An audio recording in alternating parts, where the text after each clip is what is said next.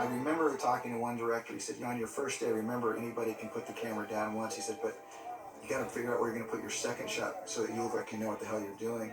I knew we were going to shoot this scene, and so I said, okay, we're going to kind of go this way and set up the dolly track, and all of a sudden, boom, it started happening. The grip started setting up the dolly track. The DP, Dean Simler, said, do it right. And I was a stage manager, so I used to do that kind of stuff. And so suddenly it started to go up.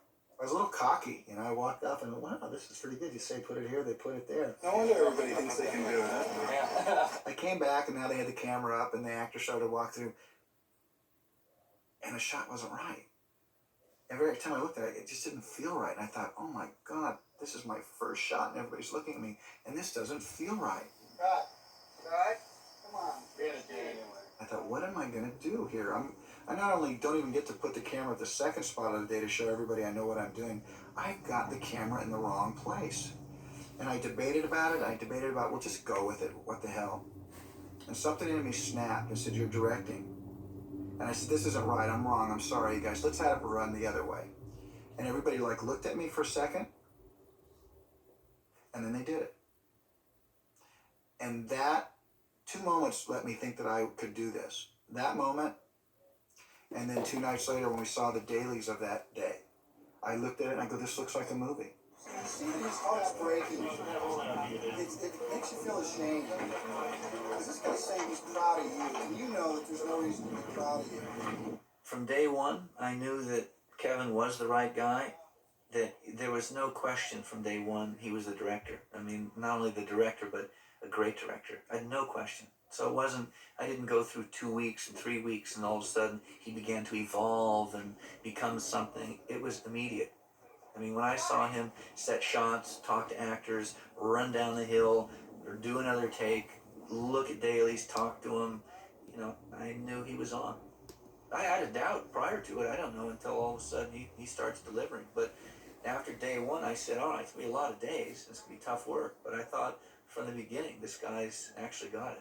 You got to roll this way, okay? You got to get this way. And this turns into the crawl. Robert. This turns into the crawl, and then it turns into the knee. He always encouraged the behavior to be as completely honest and in the moment as possible. There was never an assumption, oh, an Indian woman back then wouldn't do that. There was never that. And I really appreciate it, because you can play modesty without acting at, being repressed. Why are you not married?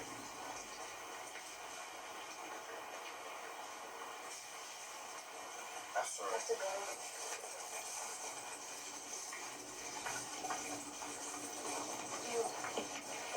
Kevin was very clear as a director, particularly about Stands with Fist. He had very specific ideas about her, which I totally appreciate, because it gave me some boundaries as well as some wide open spaces.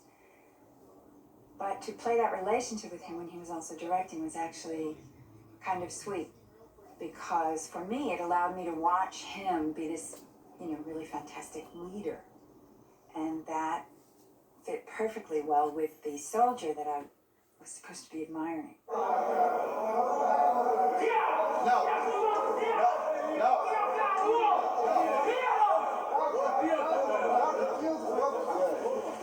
We'll go again, that's the exact angle. Actually, all those eyes right there, okay, those eyes.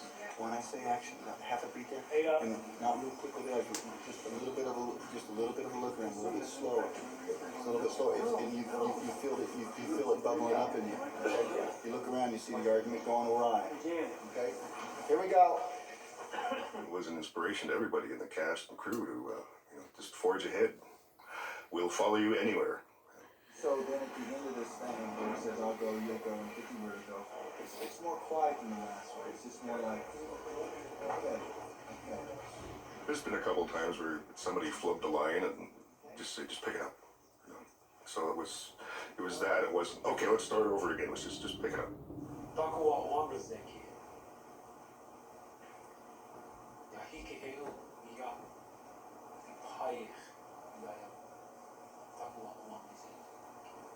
What Kevin really did in Dances with Wolves as a big-time movie actor that I thought was truly great is that he gave himself up for the story. He made himself a human-made pole around which all the action was revolving. Kevin had his wonderful moments, but he was very, very generous with the story and his fellow actors, inviting them in to inhabit this story fully. And I think it has a great deal to do with the success of the movie. And when you see him look for help, it's like he's sissy. She's been handling him for years. That's right, boy.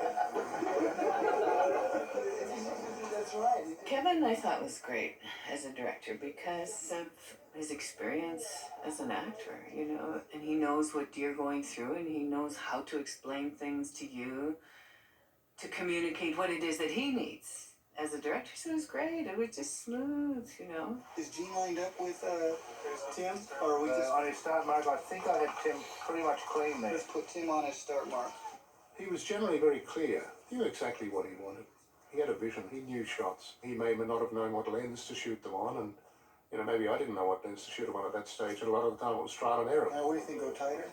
I'd punch it 100. Yeah, definitely. Go tighter. We put lenses on the camera, and we moved the camera around until it looked exactly right. Good. Shoot. Get out. I'd come back after the take with Kevin at the monitor, and we'd look, and Jim was generally there as well. And they discussed the shot, and Kevin had started to do one more. He wouldn't say why. He'd go back and do a variation on a performance. Okay, right away. One more. Kevin always took the time. I mean, he amazed me how he was able to balance so well directing it and acting it. And he was never short-tempered. He always took the time, took personal interest. I mean, I was quite in awe with it because I had never worked with a director, I don't recall, that actually did both. Got real close up to you. I don't know what to say.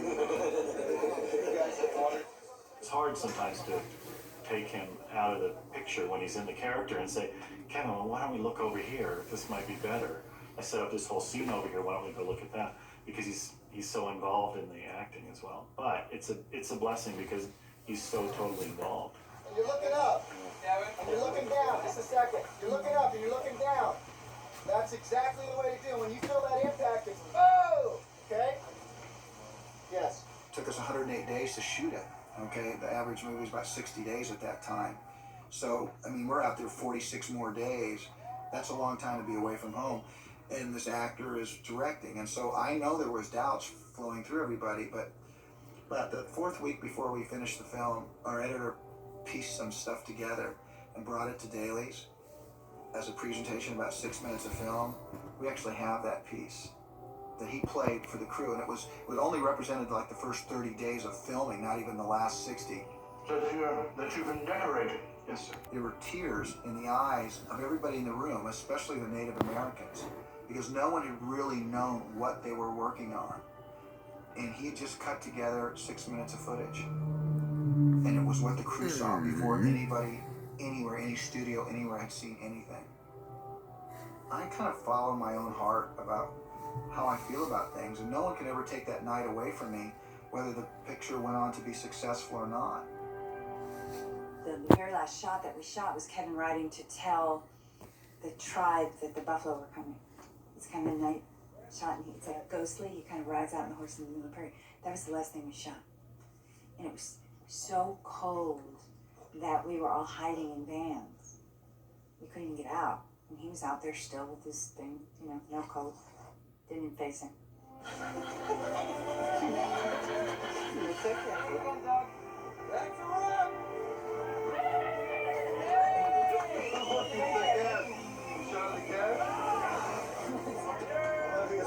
Studio as I was on these people. You're gonna be a bully, to everybody. When we wrapped, we called it a day. I just took Kevin on that last shot, and I ran up to him and just gave him a huge hug, and he cried too. And it was,